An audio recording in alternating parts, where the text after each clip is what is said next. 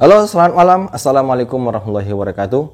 Pada malam hari ini kita akan membahas pembelajaran kooperatif, yang mana pembelajaran ini sangat bagus untuk meningkatkan minat siswa atau santri dalam pembelajaran mata pelajaran apapun.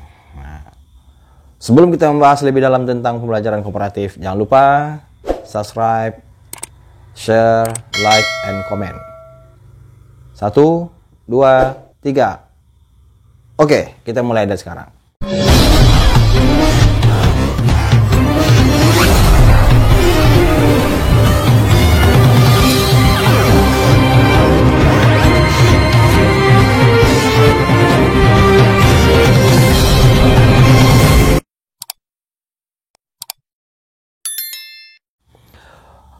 Kita akan membahas pembelajaran kooperatif. Pertama kita akan membahas definisi. Apakah itu pembelajaran kooperatif atau cooperative learning? Cooperative learning atau pembelajaran kooperatif adalah sebuah usaha untuk meningkatkan partisipasi siswa dalam dan memfasilitasi siswa dengan pengalaman sikap kepemimpinan dan membuat keputusan dalam kelompok serta memberikan kesempatan kepada siswa untuk berinteraksi dan belajar bersama-sama siswa yang berlatar belakang yang berbeda. Kita ulangi lagi, pembelajaran kooperatif atau cooperative learning itu adalah sebuah usaha untuk meningkatkan partisipasi siswa, memfasilitasi siswa dengan pengalaman sikap kepemimpinan dan membuat keputusan dalam kelompok serta memberikan kesempatan kepada siswa untuk berinteraksi dan belajar bersama-sama dengan siswa yang berlatar belakang berbeda.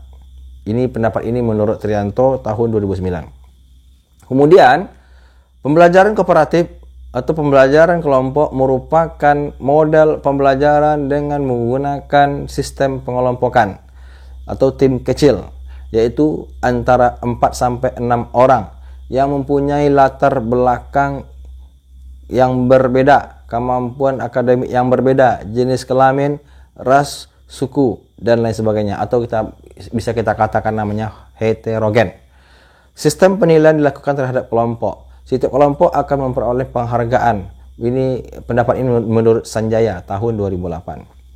Model pembelajaran kooperatif tipe round table dapat digunakan dalam semua mata pelajaran dan untuk semua usia anak didik.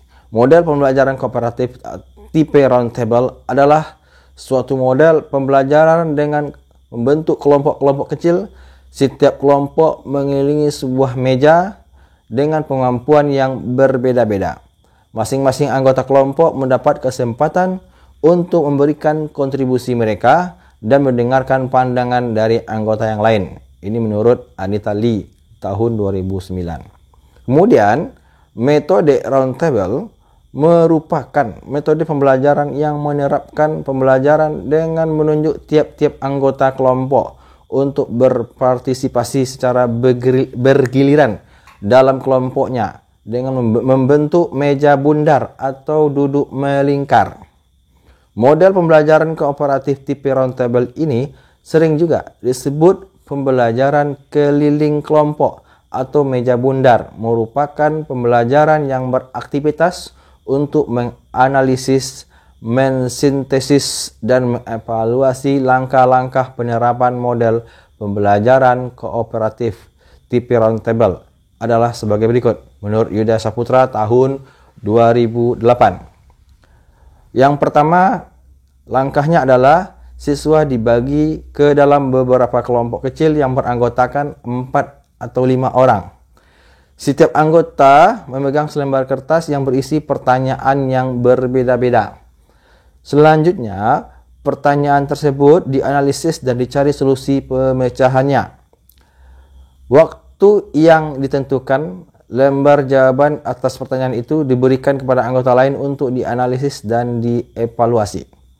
Kemudian, begitu seterusnya, sampai pertanyaan tersebut selesai dijawab dan dianalisis. Yang terakhir, Dia lakukan diskusi kelas untuk mengemukakan, mempertahankan hasil pekerjaannya dengan giliran bicara sesuai arah perputaran arah jarum jam. Kemudian, hasil belajar ini adalah kemampuan-kemampuan yang dimiliki siswa setelah ia menerima pengalaman belajarnya menurut Sejana tahun 2011. Kemudian, proses belajar dapat melibatkan aspek kognitif, afektif, dan psikomotorik. Secara eksplisit, ketiga aspek tersebut tidak dipisahkan satu sama lain. Apapun jenis mata pelajaran selalu mengandung tiga aspek tersebut. Pada belajar kognitif, prosesnya mengakibatkan perubahan dalam aspek kemampuan berpikir atau kognitif. Kemudian pada belajar afektif mengakibatkan perubahan dalam aspek kemampuan atau merasakan kemampuan merasakan afektif. Sedangkan belajar psikomotorik memberikan hasil belajar berupa keterampilan atau psikomotorik menurut Purwanto tahun 2009.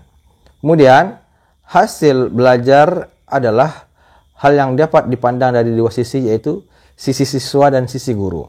Dari sisi siswa, hasil belajar merupakan tingkat perkembangan mental yang lebih baik jika dibandingkan pada saat sebelum belajar. Sedangkan dari sisi guru, hasil belajar merupakan saat terselesaikannya bahan pembelajaran menurut Dimyati dan Mujiono tahun 2006. Oke, pada pembelajaran saat ini siswa sedang mempelajari materi akidah yang dimana mereka diminta untuk membahas 7 pertanyaan tentang Asmaul Husna, dan mereka mencari secara berkelompok dan menentukan apakah definisi dari nama-nama Asmaul Husna. Kemudian mereka diminta untuk menganalisis dalil-dalil yang terkandung di dalam nama-nama Asmaul Husna.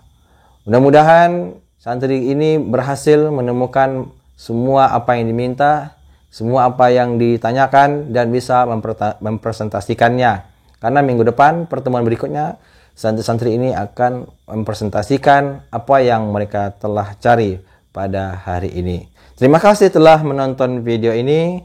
Tunggu video berikutnya, kita akan membahas bagaimana hasil belajar dari metode Cooperative Learning of Roundtable. Terima kasih telah menonton. See you later. Assalamualaikum warahmatullahi wabarakatuh.